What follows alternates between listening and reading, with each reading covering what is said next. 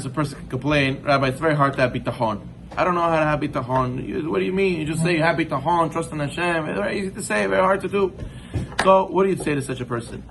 So we explain, you have to realize that you do have a lot of bitachon in many, many other situations, not with the Kadosh Baruch Hu, with other people. For example, you assume when you're a baby and you trust your family will feed you and your parents will take care of you and you trust whatever they give you is good. You go to your doctor, you listen to him, you trust him, what he gives you is good. You eat the food that they put in the supermarket, you trust that it's good. You buy the milk and you assume it's not spoiled. You trust the policeman, right? You go on a plane and you trust the pilot. You work all month and you rely on your boss. You trust your boss is going to pay you at the end of the month. So many different situations. We trust the drivers. We walk in the middle of the street on a crosswalk when it's the walk sign. We trust the drivers. Okay, maybe in the city, no. But we trust the drivers. They're not going to go on a red light and almost kill us. We trust them. We do have bitachon in many, many different situations in life. So therefore, it's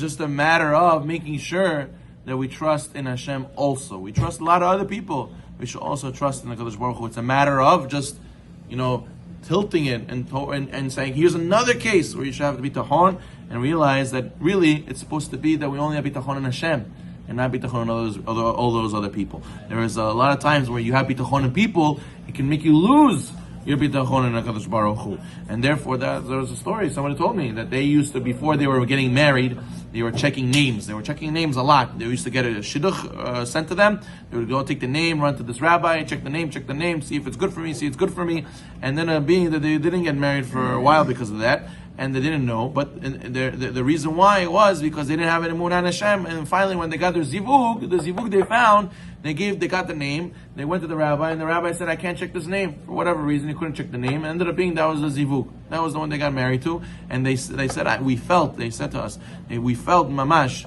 when we started relying on Hashem and not the people, that's when we got our Yeshua. That's when we got the salvation. So therefore, a person has to know, don't rely on people. Rely on HaKadosh Baruch Hu. There's a famous story they say about Shalom Mordechai Rubashkin, where he's supposed to be in jail for 27 years sentence.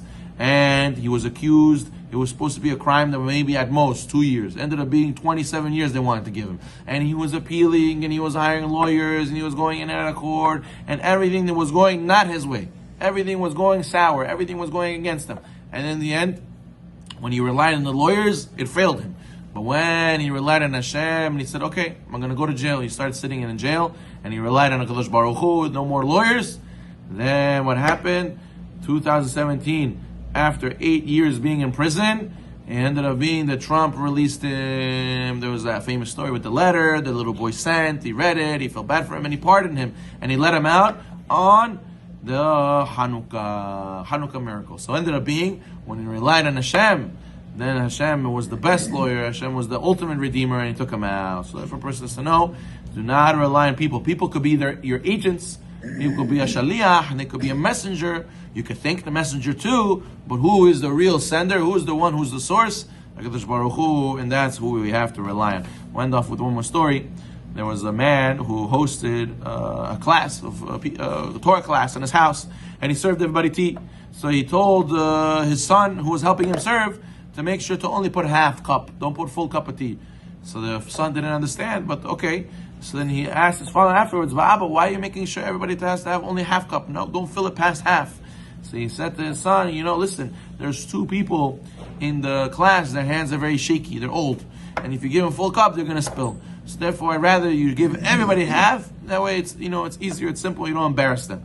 So therefore, we have to realize that sometimes HaKadosh Baruch Hu, he looks like he's stingy with us. He only gave us half cup, but you don't realize that it really is good for you. It would have spilled over. It would have been bad for you, Chaz v'Shalom, if he would have gave you otherwise. And therefore, we have to really trust in him and not trust other people. If we trust other people, it takes away Hashem's gecha pratit from us. Hashem says, oh, you want to trust in them? Okay, let them take care of you. Let nature go run its rules, and you'll be according to the laws of nature. You want to be according to me, above nature, you got to go above your nature and have bitachon. Baruch Hu.